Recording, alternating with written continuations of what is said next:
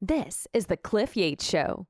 Personal growth, motivation, inspiration, and philosophies for a great life. All right, welcome to the podcast. And I've got a guest today, Mr. Sean King from New Zealand Sun Films with your son, Taylor, who I met. How many years ago did we get together on a project? 8 years ago now. 8 years ago. Sean was Yeah, in 2015. 2015. Is that when Private Sales was the show you ended up booking me on and casting me Yeah. for that wonderful series? Is that still playing? It was on Amazon Prime for, I think, 6 years. And finally, they're like, all right, there's no one else that can possibly watch it. And they took it off. Well, I thought it was fantastic. And I want to have you on to talk about basically just the, I'm into the motivating creators. And you've been a filmmaker for many years. And I want you to tell the story how, Taylor was coming up and he mentioned, you used to make films, right? And that got you into, yeah, I guess I used to, and maybe I should start again. How did that go?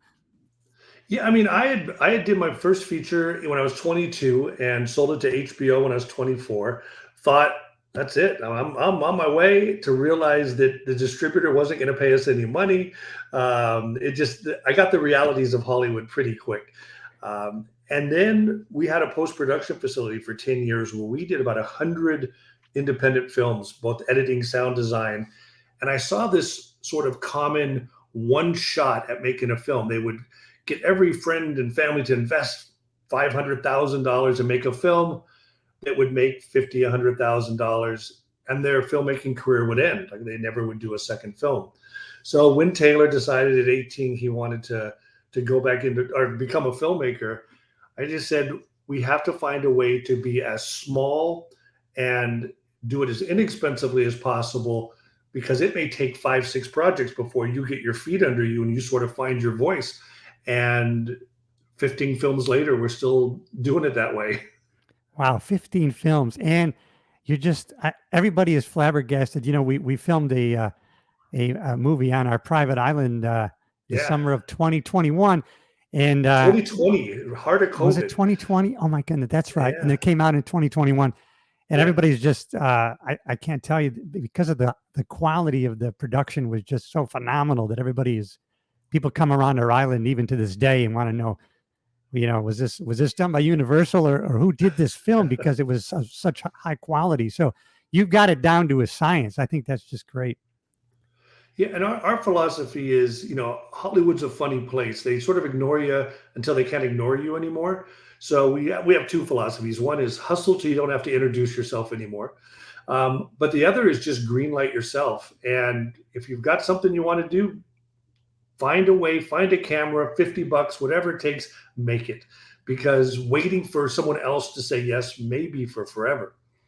Yeah, and I think, and we have the perspective because we, as a little older, people coming up today, how everything is available to them. When we came up, you couldn't go live on a broadcast that went to the world.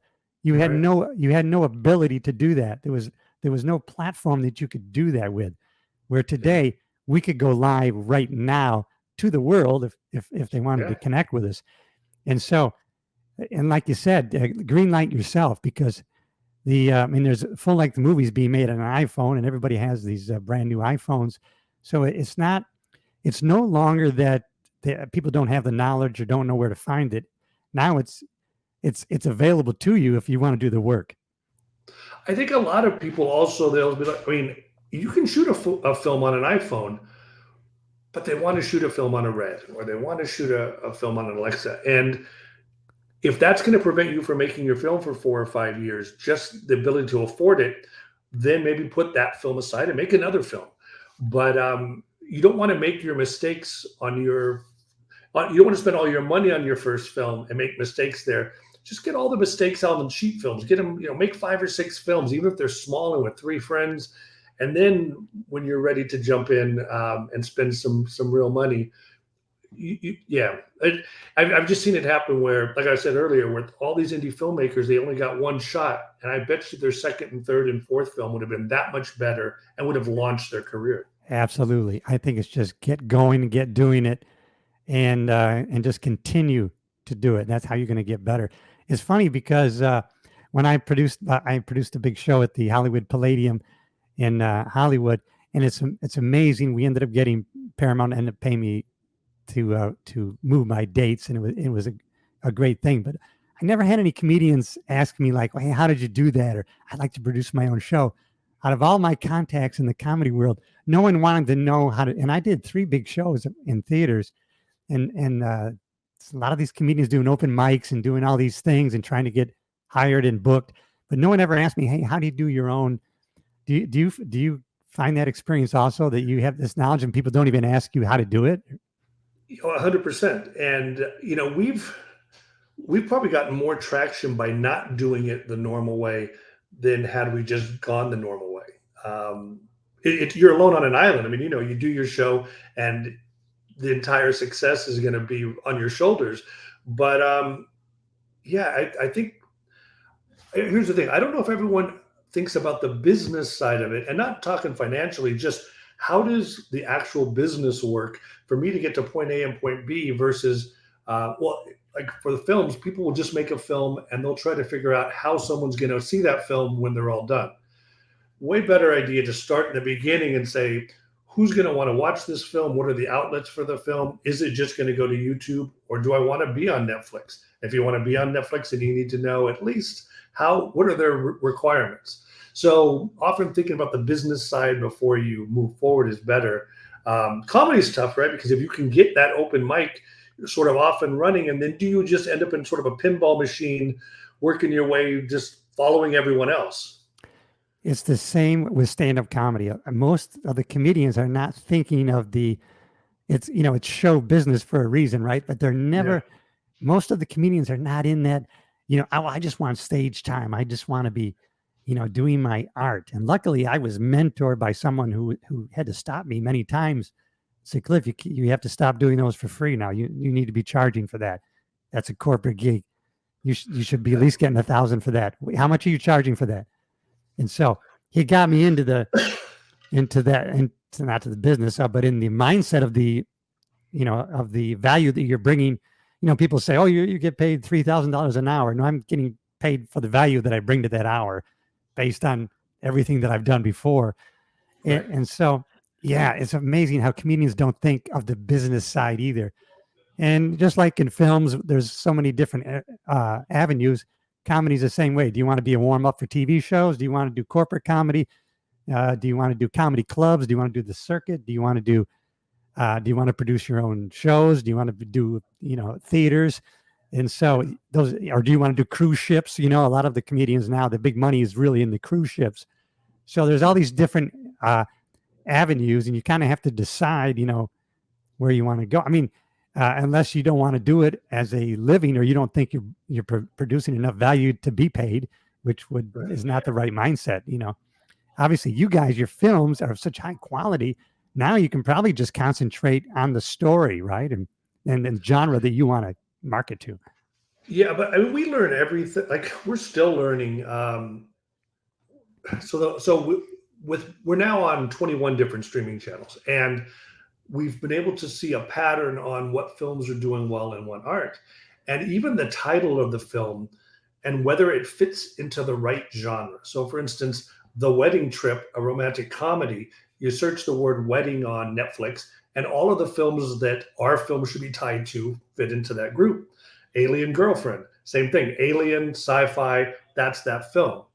Taylor's film Super Hot, you type in super hot or hot or just super hot together, nothing that actually would be in the right group of films, and the performance has been much lower.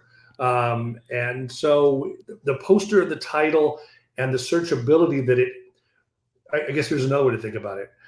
Devil's Island was a good example where if you search like the word devil definitely is what the film, like it's a horror film.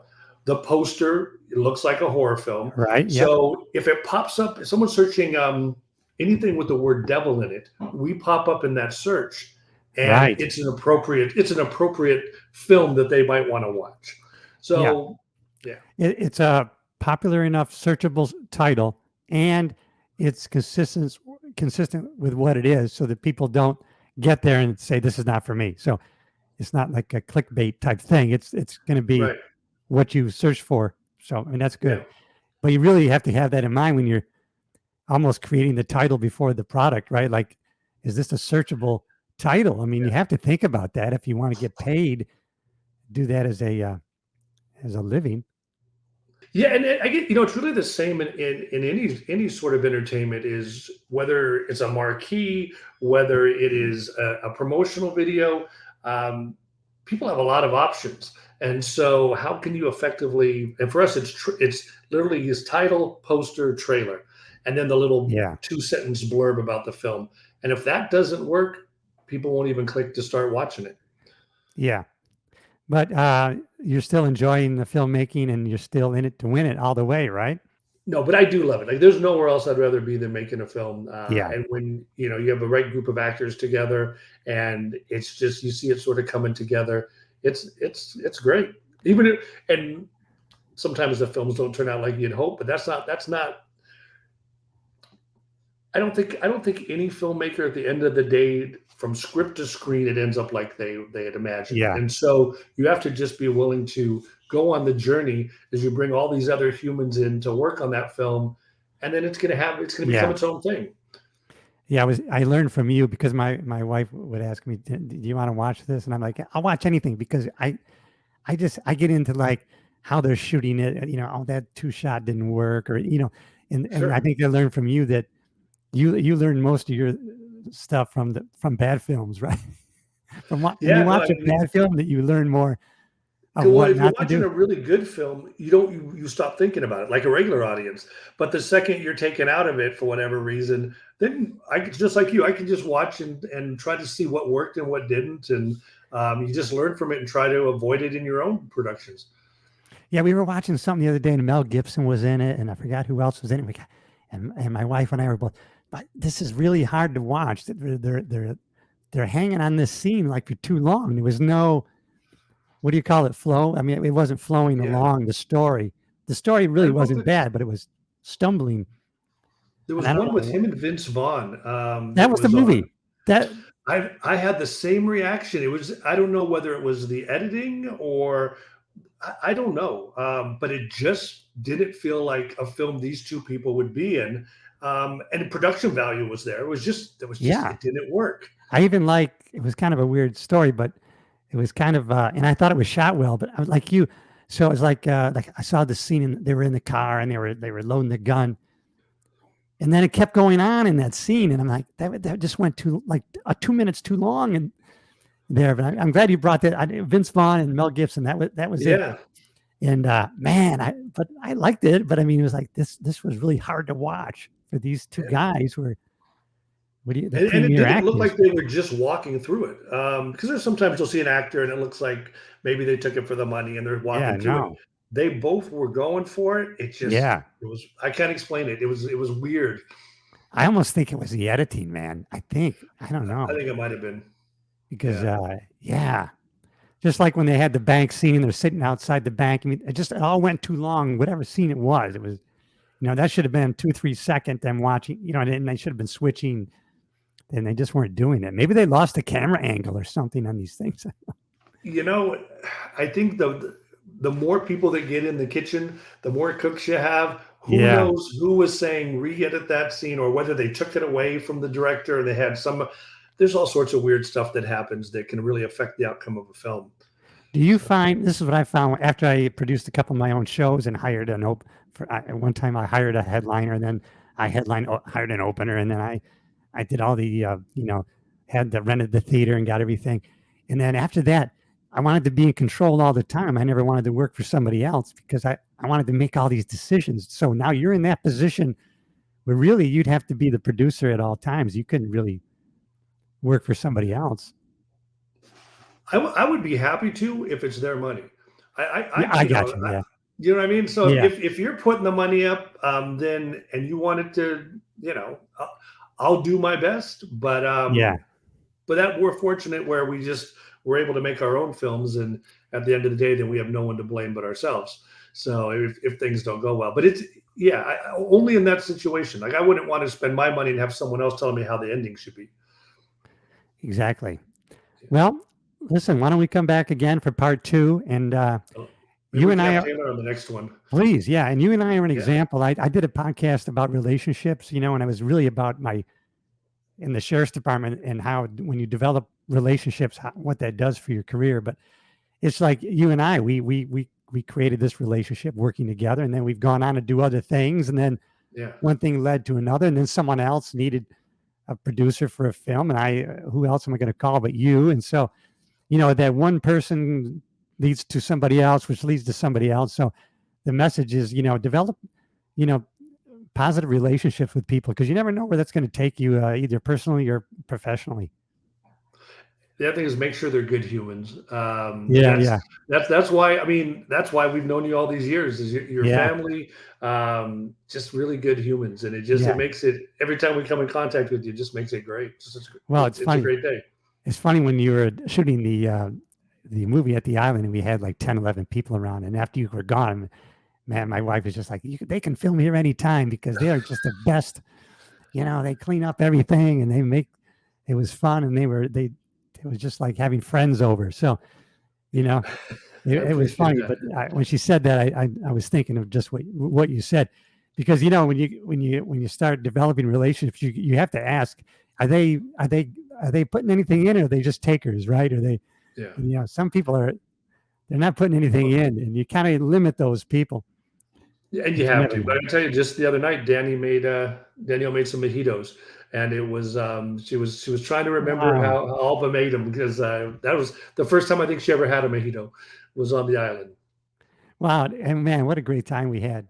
Well, We listen, did. let's get together again so we have Taylor, and everybody can find your production company. I know New Zealand Sun Films is on YouTube, and you got an Instagram And under the same Amazon. heading. Yeah, pretty Amazon. much if you search that on any of the platforms, Apple TV Yeah. and Tubi, it'll pop up whatever those channels seem to have. And so if they go to Amazon, can they put New Zealand Sun Films and get your whole library? Yeah, or probably better if you search Sean King or Taylor King, because Sean King and Taylor. Yeah, they're cataloging their films in a new way now. So you get half one way and half the other way. Well, father-son team, filmmakers, my friends for the past 5, 6, 7 years, and we're going to do more together. Thanks for taking the time, Sean. It's been great. I hope somebody gets something out of this. If you do, share with somebody else. If you're watching and or listening on YouTube, I want them to subscribe and share this. And if you're listening on any of the podcast platforms, subscribe and leave a comment. It helps, and they share it with other people. Sean, thanks a lot, my brother. You bet. Green light yourself.